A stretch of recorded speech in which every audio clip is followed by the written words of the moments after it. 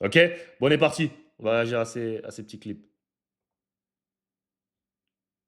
Moi, je leur disais, mes coéquipiers, j'en ai rien à foutre que ça soit le meilleur joueur, le meilleur attaquant du monde. Genre, il y a un soir où les Suns viennent à Atlanta et le coach me dit, tu vas défendre sur KD.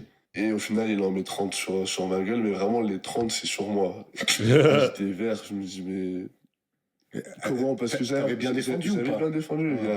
J'avais bien défendu. Si, si vous avez des clips à mettre, c'était des bonnes défenses. Mais juste, le gars est super grand, il est super, il a des skills, il bouge bien, tout ça. Et le coach me sortait. Les gens, ils voyaient, j'étais affecté. Tout le monde me disait, non, mais tu peux rien faire, c'est le meilleur attaquant du monde, t'inquiète, c'est pas grave. Eh, t'imagines, tu te fais cook, tu te manges des 3 points, des step back, t'as le seum. Mais tout le monde dit, mais gros, tu peux rien faire, gros. That's Kevin Durant, bro. C'est l'un des meilleurs postes de 3 all time, gros. No cap, gros. Demande à Steph comment il a sauvé sa legacy, gros. C'est l'un des meilleurs postes de 3 all time. Il est tough, tu peux rien y faire, frérot. No cap. Moi, j'étais là, non. Genre, pour moi, c'était humiliant. Après, c'est Maintenant, la j'en bonne parle mentalité à parce avoir, quoi. que ça me fait rire, parce que euh, c'est Kevin Durant et je l'ai idolâtré, je l'ai regardé toute mon enfance. Mais défendre sur lui, c'était juste quelque chose de génial. Après, ça va pas en rester là. J'ai quand même, j'aspire quand même à pouvoir mieux défendre, même si, alors, moi je leur disais, mes coéquipiers, j'en ai rien à foutre que ça soit le meilleur joueur, le meilleur attaquant du monde. Genre, si, non, juste, Bon, il sera encore là. tu mets pas 30 points Il sur sera encore moi, là quoi. l'année. Frérot, je suis désolé hein, de te dire ça, mais il te mettra 30 points dans ta gueule chaque fois qu'il te verra, frérot.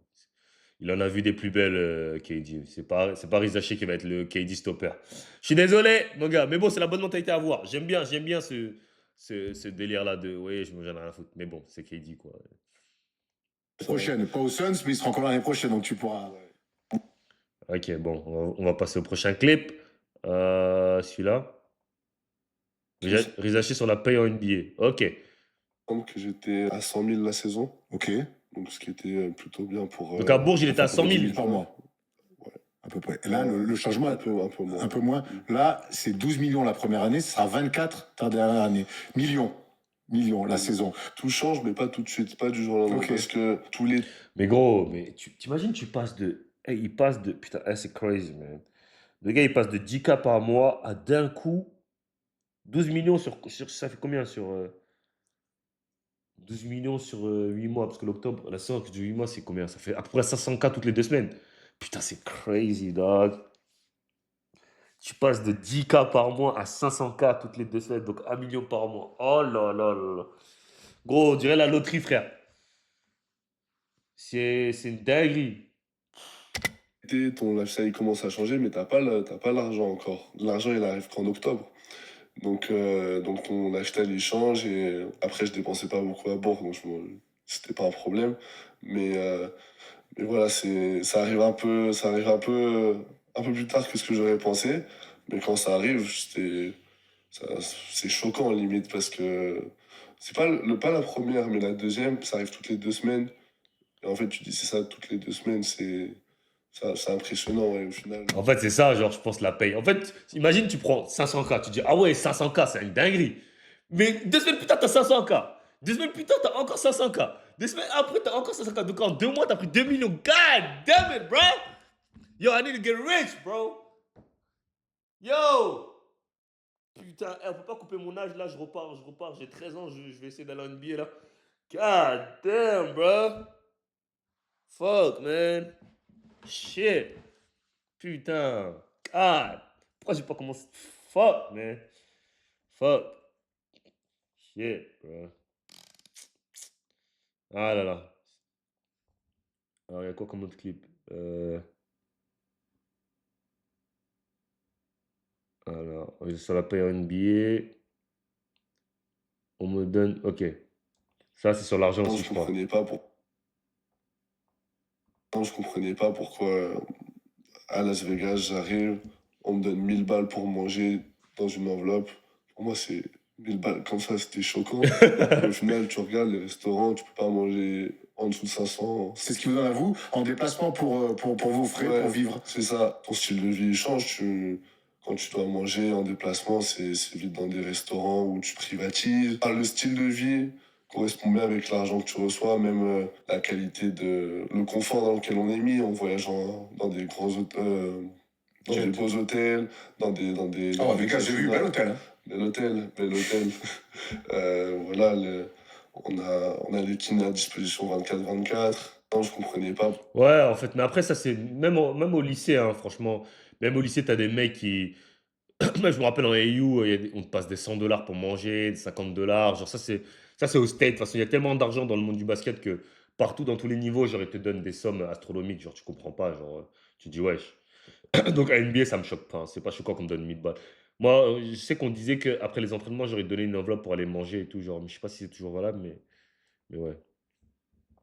Ça me tenait à cœur quand je me suis fait drafter entre guillemets, de pas décevoir. Et c'était Atlanta, c'était pas une équipe en reconstruction. Fallait directement être dans le vif du sujet avec des superstars, avec des jeunes joueurs, des vétérans qui veulent gagner des matchs, quoi. Donc cet aspect-là de m'être intégré et que au final l'organisation, l'équipe a compté sur moi pour remporter des matchs de saison régulière pour pouvoir prétendre à des playoffs, je pense que c'est le plus grand accomplissement de C'est cette le fait saison. qu'on t'ait responsabilisé, que tu aies répondu bien à ça. Exactement. Ça me tenait- Après, j'ai envie de te dire, t'es number one pick, hein. Si on te prend number one pick, je pense qu'on attend de toi à ce que tu sois prêt dès que tu arrives. Donc, c'est normal, hein, qu'ils aient compté sur lui. Ils vont pas drafter un number one pick pour le mettre sur le banc, quoi. Enfin, moi, jusqu'à présent, j'ai jamais vu ça. Mais ouais, c'est pour ça qu'il a été mis en avant, les responsabilités. Et bon, après, je pense qu'ils auraient peut-être attendu un meilleur Isaché pendant le play-in. Mais au final, quand tu regardes sa saison, bah, il a fait une saison correcte, en vrai. Il n'a pas fait saison de ouf pour un number one pick, on va pas se mentir. Comme je l'ai déjà répété mille et maintes fois. Mais si on compare par rapport aux autres number one pick, il n'a pas fait une saison de ouf. Mais par rapport à son ceiling et à son niveau de jeu, je pense qu'il a fait une saison correcte. Pas J'ai envie exceptionnelle, tu d'être vois. plus En fait, sa serein. saison, elle n'a pas choqué. Mais elle a été correcte, tu vois. Il a fini quand même top 3 dans les rookies de l'année. Donc, il a fait une saison correcte. J'ai envie d'être plus serein avec la balle et de pouvoir me débloquer des situations, voilà, où je dépends pas forcément de si l'équipe joue bien, si on se fait des passes. Et ça, c'est un truc que j'ai répété plein de fois, les gars. Et comme je l'avais dit, Rizaché, bah, c'est pas un créateur. C'est un mec qui dépend beaucoup des autres. Et il est avec Trae Young. Trae Young, c'est l'un des meilleurs playmakers de la ligue. Donc, il est vraiment tombé dans une bonne franchise. Et c'est intéressant qu'il prenne conscience qu'il faut qu'il s'améliore dans la création du jeu. Parce que, comme je l'ai dit, hein, et je l'ai dit la même chose pour Bilal, c'est le next step, je pense, pour ces deux-là. C'est la création with the ball, tu vois. Genre, pour augmenter leur ceiling, parce que Bilal, comme je l'ai dit, pour moi, c'est un joueur qui peut être entre 15 et 17 points de moyenne, tu vois, en étant le meilleur défenseur de l'équipe, défendre sur les meilleurs joueurs en face. Mais pour ça, il faut qu'il améliore son tège et qu'il soit beaucoup plus agressif avec la balle et dans la création surtout, avec la balle, tu vois. Et vu qu'il est dans une équipe en reconstruction, faut pas tarder en fait. Parce qu'en fait, c'est en NBA, ils te mettent vite dans des cases. Si tu fais juste du catch and shoot et tout, bah, ils vont dire, bah vas-y, lui, c'est un mec qui fait du catch and shoot, qui défend et qui fait des passes, tu vois. Alors que si tu commences à dribbler, à faire des trucs, ben ils vont dire, bah lui, c'est ça, tu vois. Mais tu peux pas attendre 3 4 ans avant de commencer à faire ça, tu vois. C'est ça le problème en NBA. Donc c'est pour ça, surtout si dans une équipe où tu es en reconstruction, un truc comme ça, il faut direct venir faire les trucs. Et ça, c'est valable pour tous les niveaux, hein. Par exemple, si vous jouez vous signez dans un club, par exemple, je vous donne un exemple. Vous allez à l'entraînement, ok? Vous allez faire une détection, ils vous appellent, et généralement ça se passe comme ça dans les centres de formation, ou peu importe où vous allez, quand vous êtes en test, ils vous ramènent pour faire des entraînements, ok? Admettons que vous venez à l'entraînement, ok? Et il y a beaucoup de jeunes qui font cette erreur-là, ils font tout ce que le coach veut. Par exemple, eux, c'est des scores naturels, mais ils vont arriver en détection, ils vont dire, vas-y, je vais faire la défense, je vais faire que des passes, etc. Le coach, si vous lui plaisez, il va dire, ok, lui, il me plaît, j'aime bien, il fait des bonnes passes, il croque pas trop et tout. Mais vous, c'est pas votre jeu naturel. Donc ça veut dire que vous allez faire ça, et après, quand vous allez arriver dans le club, vous allez vouloir croquer, faire des passes. Mais le coach, il va dire, mais c'est pas ce jour-là que j'ai recruté. Donc, il va vous mettre de côté automatiquement. Donc, si vous êtes un scoreur, si vous êtes un croqueur, venez croquer dès le début. Comme ça, si ça le plaît au coach, ça le plaît. Si ça lui plaît pas, ça lui plaît pas, tant pis. Mais commencez pas à vous inventer des jeux juste pour plaire au coach et pour plaire à l'organisation, etc. Et après, c'est dans la merde parce que Rizaché, pour l'instant, là, on le voit. Tout le monde l'a vu quoi, pour ses qualités de quoi cette saison? Catch and shoot, il coupe, il court en contre-attaque, etc. On ne le connaît pas pour ses qualités créateur, création, etc. Donc maintenant, maintenant, Atlanta, le coach, il va pas se dire, vas-y, je vais mettre Rizaché. L'année prochaine, quand il va arriver, il va pas se dire, vas-y, Rizaché, je vais le mettre dans les situations de création, de pick and roll, etc. Non, il va se dire, Rizaché, on va aller trouver des situations pour le catch and shoot, etc. Et c'est comme ça qu'après, tu as du mal à progresser, à t'améliorer dans ton game, tu vois. Donc c'est super important, ça, de, de, de, de, de jouer son jeu dès le début. Et peu importe si tu fais des erreurs, des trucs, de continuer à le faire constamment, tu vois? Et voilà, d'avoir cet aspect-là de mon jeu que je peux sortir pour me débloquer des situations ou pour lancer mon match. Parce que voilà, j'ai des souvenirs aussi où j'ai fait des très bons matchs et des matchs où pas j'ai été mauvais, mais juste le jeu venait pas à moi. Et ça, c'est important, ça. Et il a raison parce que, en fait, tu peux faire un. Et comme il avait fait, je me rappelle, il avait fait un match à 34 points, un truc comme ça, il avait posé 3 dribbles. Et les gens vont dire, ah, super impressionnant, il a fait un match à 34 points sans dribbler. Bah oui, mais il a eu énormément de shoots où il était open, tu vois, pendant le match. Mais surtout, ça ne dépend pas de toi. Et surtout, l'année prochaine, genre là, c'est encore une année de surprise, une année rookie où les gens. Bah, il était number one pick, mais. Enfin, l'attention n'était pas complètement sur lui. Mais si tu arrives avec le statut de shooter et que maintenant les teams commencent à te scouter, donc là, tu auras beaucoup moins de shoots ouverts. Et si tu n'as pas de créativité, tu n'arrives pas à te débloquer des situations avec le dribble, etc., ça va être super compliqué de se créer des shoots, tu vois. Et donc voilà, c'est pour ça qu'il a raison, il faut qu'il énormément qu'il travaille son game.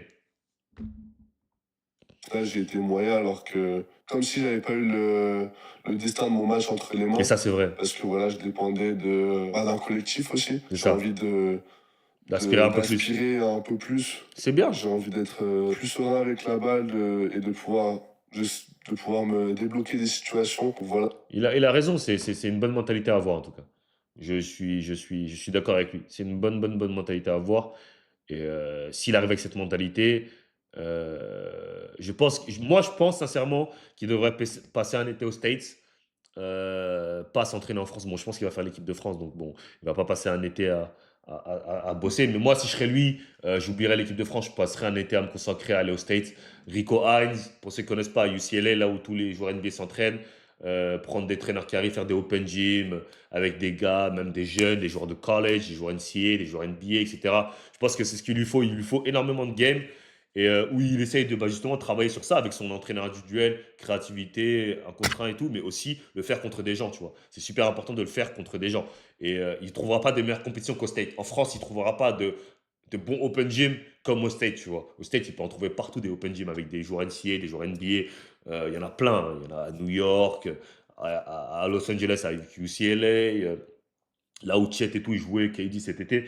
Donc je pense, moi si je serais lui en tout cas, je pense pas qu'il va m'écouter hein, parce que moi je suis un gars comme ça quoi. Mais bon, s'il tombe sur cette vidéo, Rizaché, va aux States. Fais pas l'erreur comme tout le monde, va aux States mon gars. Puis Wemby pendant l'été, quand il était en pro en France, il allait aux States. Va aux States, fais des contrats, fais des trucs. C'est comme ça que tu vas te développer. C'est pas en France face à des plos dans un gym tout seul que tu vas te développer. C'est bien, oui, c'est important de faire du travail individuel, mais c'est face à des gens, jouer contre des gars meilleurs que toi, jouer contre des KD, contre des Chet, etc., que tu vas vraiment te bousiller. Et c'est super important quand tu regardes un gars comme Siakam qui limite dormait à Rico Hines dans le gym de UCLA. Tu le voyais chaque été là-bas, là-bas, là-bas. C'est pas un hasard que tu le vois performer comme ça de nos jours, alors que de base, c'est pas un super talent, quoi. Il y a des mecs plus talentueux que lui, quoi. Je vais juste rebrancher.